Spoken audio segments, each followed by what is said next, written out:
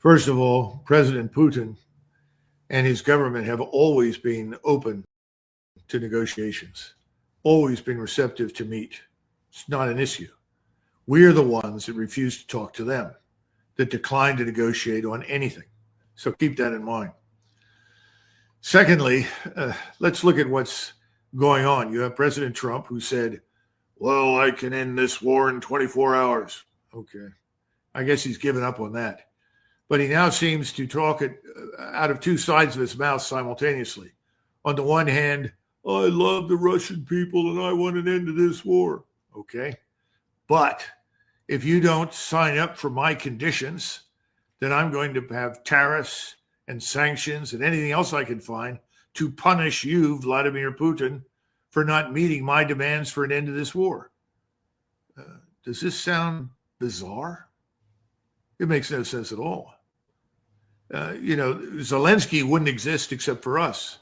We put him in power. We installed the government, and we fed this machine that he built and sent it into war against Russia. The goal of our proxy war was, quote unquote, to harm Russia. That's not a viable military task or mission. That makes no sense strategically, unless you are the sort of witless fool who thinks that if Russia suffers, we somehow or another profit. We don't. That's nonsense. So he's got to get rid of most of the people that are advising him on these matters as soon as possible. He's got to get out of the business of thinking that he has the power to impose a solution on the Russians or the Ukrainians. Now, if you want to get rid of Zelensky, by all means, do it. I'm 100% for it. He's our puppet. So if you really want this war to end, dump him. Now, who are you going to put in his place? I don't know. You have to ask the CIA and the other handlers behind the scenes who they want to stuff in as a puppet. The war in Ukraine could be over in 24 hours, if the West would just change its approach. But what if the key to ending this conflict lies not in sanctions or military aid, but in dialogue and a shift in leadership? What if everything we've been told about the war is a lie? Douglas Macgregor emphasizes the importance of open dialogue, claiming that it's not Russia, but the West, that has repeatedly refused negotiations. He critiques both President Trump's contradictory stance and the U.S.'s strategy of using Ukraine as a proxy to weaken Russia. Macgregor argues that continuing this course is nonsensical, suggesting that a real solution might require abandoning Ukraine's current leadership and reconsidering who's pulling the strings behind the scenes. As we transition from our deep analysis of Douglas Macgregor's insights on the evolving battlefield dynamics, it's time to focus on another critical development: the resurgence of Russian military operations across multiple fronts. This shift, observed with significant intensity over the past few days, is emblematic of a new phase in the conflict, one that hints at a broader strategic offensive reminiscent of the Cold War's military maneuvers. With a potent combination of newly launched assaults, reinforced strategies, and timely tactical maneuvers, the Russians are making substantial advances, marking a pivotal moment in the conflict. So, let's dive deeper into the unfolding reality of Cold War II, a term that captures the massive Russian offensive that has gripped the front lines. As we move into a period of heightened tension and military engagement, it's crucial to recognize that the last 10 days have seen a major shift on the battlefield, one that marks the conclusion of a prolonged operational pause by Russian forces. This operational break, which had left the battlefield relatively quiet, seems to have been a tactical recalibration. As the weather conditions improved, so too did the Russian military's operational capacity, heralding the return of intense action across key strategic areas. According to multiple sources, the Russians have indeed launched a powerful offensive, one that, while not as monumental as the previous efforts seen in October 2023, still represents a significant leap in their military ambitions. Over the last few days, the Russian forces have pushed forward with notable intensity, particularly in regions such as the Ficus area. The line of combat contact now runs along the Mray River, and this territory, captured by Russian forces, marks a pivotal territorial gain. The question now is whether the Russians will attempt to cross this river and proceed with their offensive towards entrenched Ukrainian fortifications in the northwestern direction. Should the Russian forces successfully capture these positions, it will mark a significant victory in the broader context of their campaign. The river's current position serves as an obstacle, but one that, if overcome, could pave the way for even greater advances. The dense network of fortifications along this area would make such a move complex, yet the recent rapid progress indicates that this is very much within Russia's reach. Another crucial flashpoint in the unfolding offensive is the Andreeva fortified area. Over the past 24 hours, reports from pro-Russian sources have highlighted significant advancements. The Russian forces have reportedly dug deeper into Ukrainian-held territories, gaining control over several critical points between settlements such as Rosly and Constantinople. This progress is not just significant in terms of territorial gain, but also in terms of the strategic position it offers the Russian military. They are inching closer to key strongholds, including those at Constantinople, which has now become a target for further advances. Reports suggest that the Russians have also pushed deeper southward, towards Rosly, continuing their pursuit of strategic objectives aimed at shortening the gap between the southern and northern pincers of their offensive. By doing so, they're consolidating their hold on the area and preparing for even more complex assaults in the coming days. This maneuver aligns with their broader goal of breaking through Ukrainian defenses and pushing their way toward more fortified locations. In the east, Russian forces have made significant strides in the settlement of D.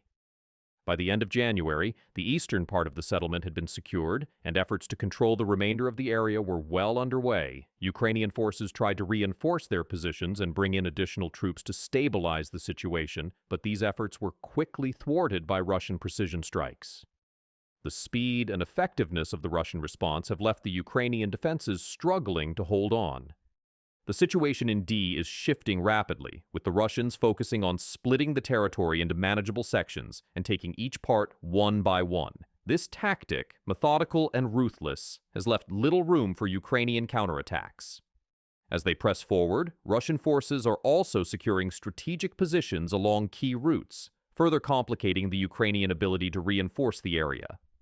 The dynamic in this region is evolving fast, and with each passing day, the possibility of a complete Russian takeover increases. One of the most critical elements of this offensive is the Russian capture of several strongholds, which significantly shifts the balance in the region. For instance, the company stronghold, located at a key junction, has been completely taken over by Russian forces. This represents a major turning point, as it not only disrupts the Ukrainian command structure, but also sets the stage for Russian forces to widen their control in the region. As of now, the distance between the Russian forces' southern and northern positions is narrowing. This makes it possible for them to deploy heavy artillery and drones to target Ukrainian positions with precision. The key to this Russian advancement is not just the military muscle they've applied, but also the strategic consolidation of territories that are vital to sustaining their front lines. The northern and western fronts have also seen considerable action. Notably, the settlement of Novoandreevka was seized by Russian forces, a move that has been confirmed by both Ukrainian and Russian sources. Videos from the area have shown the Russians solidifying their control, despite occasional Ukrainian counterattacks. These developments underscore the effectiveness of the Russian offensive as they continue to chip away at the defensive lines. Meanwhile, Russian control has steadily expanded across key territories, such as the southeastern parts of the contested regions, where Ukrainian vehicles were spotted and subsequently destroyed. This destruction of Ukrainian military assets has left a mark on the defensive posture of the Ukrainian forces. The rapid pace of the Russian advance and the efficiency of their strikes have put considerable pressure on Ukrainian forces, forcing them to reconsider their strategic positions and the strength of their defensive lines. In a broader context, the Russian offensive is not just a series of isolated battles, but rather a coordinated series of attacks that spans multiple fronts. The Russians are systematically chipping away at Ukrainian control over key areas, with each advance leading to a tightening of their grip on the battlefield. While there have been pockets of resistance, the Russians have displayed an ability to adapt quickly, overcoming initial Ukrainian counterattacks with decisive retaliatory strikes. Furthermore, weather conditions have played a critical role in the success of the Russian offensive. Favorable weather has allowed for unhindered air and artillery operations, significantly bolstering the Russian military's offensive capabilities. This has given them a substantial advantage, enabling rapid redeployment and reinforcements.